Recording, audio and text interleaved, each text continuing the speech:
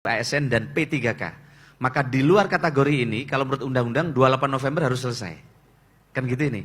Soal hak dan kewajiban sudah jelas di aturan di perundang-undangan tentang P3K dan ASN. Sekarang jadi isunya adalah bagaimana mereka yang sekarang belum jadi P3K dan non-ASN. Inilah yang sekarang jadi pembahasan kita. Oleh karena kita sedang siapkan beberapa skenario untuk menyelesaikan ini. Nah, kami tadi sampaikan khusus guru dan tenaga kesehatan, ini mandat Bapak Presiden, ini prioritas. Maka sekarang 2 tahun ini 2002-2003 mestinya kita beresin. Maka di 2023 kami sudah mengajukan 1 jutaan formasi baru ke Kementerian Keuangan. Salah satu yang diprioritaskan adalah mereka yang telah mengabdi lama ya di daerah-daerah terkait dengan guru dan juga nakes. Nah, tetapi kami sampaikan dari 700.000 yang kami siapkan di 2022, 700.000 formasi yang kita siapkan, daerah hanya mengusulkan totalnya kurang lebih 400.000.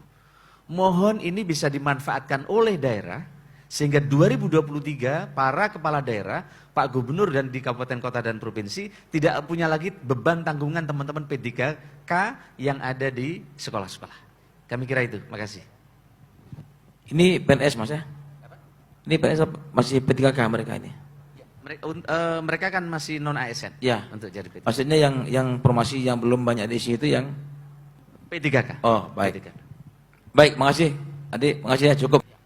P3K. Kalau ini yang terjadi, maka berapapun formasi disiapkan pusat ke depan nggak terserap.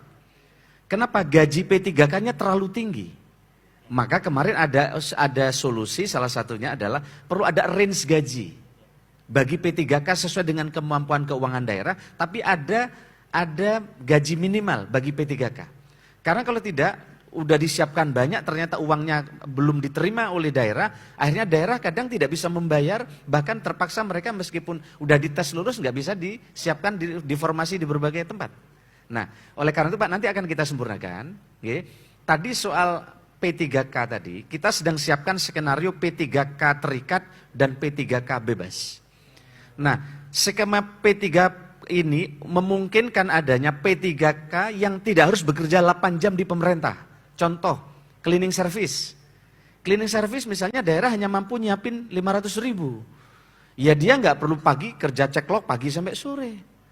Karena sekarang ceklok pagi sampai sore padahal kerjanya cuma 2 kali, kan dia butuh tambahan uang. Maka cari tambahan di kantor akhirnya, nggak mau cari tambahan di luar. Maka ini sedang disiapkan, inilah gig ekonomi seperti di banyak negara. Kan gitu Bu. Nah, maka nanti misalnya tukang kebun, nggak perlu ceklok pagi pulang sore.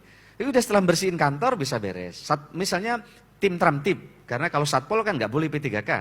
Nah, harus ASN. Nah, Tramtip misalnya. Tramtip kalau jam operasinya hari Kamis, Jumat, Sabtu ngoperasi pasar dan ketertiban, ya udah hari itu aja masuk misalnya. Sehingga dia jamnya tidak seluruhnya. Itu yang sedang kita atur untuk masuk di kategori P3K bebas. Jadi masuk. Jadi kalau ini yang jalan, ini opsinya sedang kami akan koordinasikan terus dengan teman dewan dan asosiasi. Kalau yang terjadi maka insya Allah nanti tidak ada penambahan anggaran, tidak ada pengurangan orang sementara. Tapi rekrutmen barunya kita atur akan dengan sangat ketat. Saya bilang kepada teman-teman, aturan tidak memang kita kunci, tapi Bu Afiliani mengunci bupati dan gubernur tidak ngangkat P3K itu tidak mungkin. Karena beliau dipilih oleh rakyat. Visi misi harus cepat jalan. Semakin dibikin aturan tidak boleh, bupati sama guru akan ngelompati pagar terus itu. Maka mending kita buka tapi dosisnya kita ukur.